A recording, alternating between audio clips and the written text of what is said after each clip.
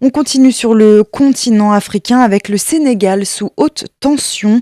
Après la journée d'hier et le début de la soirée agitée à l'Assemblée nationale à Dakar, les députés devaient se prononcer sur le report de l'élection présidentielle. Elle était prévue à la fin du mois de ce mois-ci et elle a été donc ajournée par le président Macky Sall. Les précisions de Florence Blanc.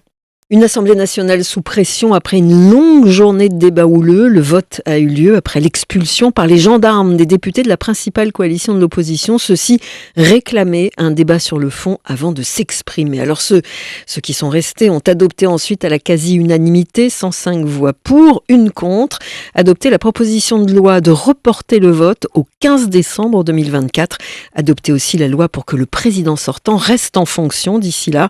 10 mois de plus, en fait, de facto pour Macky Sall. Une disposition qui viole la Constitution, ça c'est pour l'opposition, alors que le président Sall avait promis en effet de ne pas se représenter. La coalition de l'opposition sénégalaise qui a prévu maintenant de saisir le Conseil constitutionnel pour avis, conseil considéré comme un dernier rempart avant peut-être de nouvelles manifestations. Du côté de la majorité, on se veut rassurant, il ne s'agit pas d'une violation de la Constitution, mais plutôt d'un aménagement temporaire, un report au 15 décembre pour donner du temps pour organiser un scrutin pacifié, inclusif, après les contestations électorales parfois très violentes, on le sait, de ces dernières semaines, en tout cas depuis hier.